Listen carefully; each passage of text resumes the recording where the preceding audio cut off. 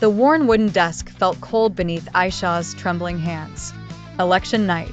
The air in the small party office crackled with a nervous energy that mirrored the flickering fluorescent lights above. Outside, the cheers and shouts of supporters rose and fell like a restless tide. Ayesha had poured her heart and soul into this campaign. Sleepless nights spent crafting speeches, endless rallies under the scorching sun, the sting of harsh criticism, the quiet encouragement of hopeful faces. It had all woven itself into the fabric of her being. This wasn't just about winning, it was about the promise she carried, the weight of the dreams of her community, the farmers struggling with drought, the women yearning for safety, the children deserving a future brighter than their present. Her gaze drifted to the framed photograph on the corner of the desk. Her father, his eyes filled with the same fierce idealism that now burned within her. He had dedicated his life to public service, a beacon of integrity in a murky world. His sudden passing 2 years ago had left a void, a silence that Ayesha had tried to fill with action, with the relentless pursuit of the values he had instilled in her. The television screen in the corner flashed with updated results. Her opponent, a seasoned politician with deep pockets and even deeper connections, was pulling ahead. A knot tightened in Ayesha's stomach. Doubt, a venomous whisper, began to snake its way into her resolve. The party chairman, a man whose smile had been replaced by a grim line, placed a heavy hand on her shoulder. Ayesha, the trend isn't favorable. Her breath hitched. The cheers outside suddenly sounded distant, muffled.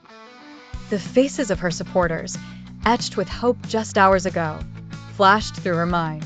Had she failed them? Had she failed her father's legacy? She closed her eyes for a moment, the weight of it all threatening to crush her. But then, another image surfaced, the determined gaze of a young girl she had met at a recent rally, a girl who had clutched her hand and whispered, "You're our only hope." A flicker of defiance ignited within Ayesha. Hope wasn't just a feeling, it was a choice, a stubborn refusal to surrender. Win or lose, she had spoken her truth. She had fought with every fiber of her being, and that, she realized, held its own quiet dignity. She opened her eyes, a newfound resolve hardening her gaze. "It's not over," she said, her voice surprisingly steady.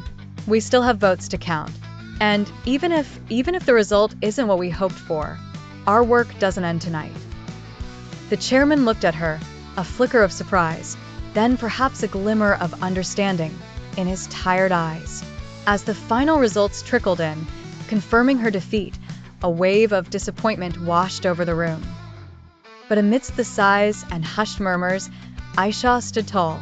She walked out to face her supporters, her heart heavy, but her spirit unbroken.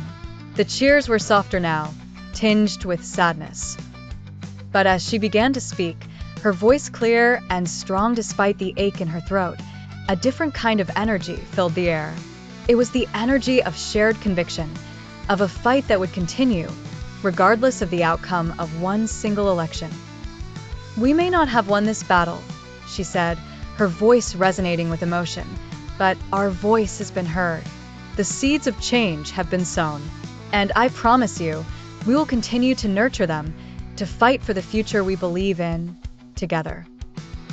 As she spoke, tears streamed down the faces of some of her supporters, but their eyes held a new kind of fire, the fire of a dream that wouldn't be extinguished, a fight that would endure.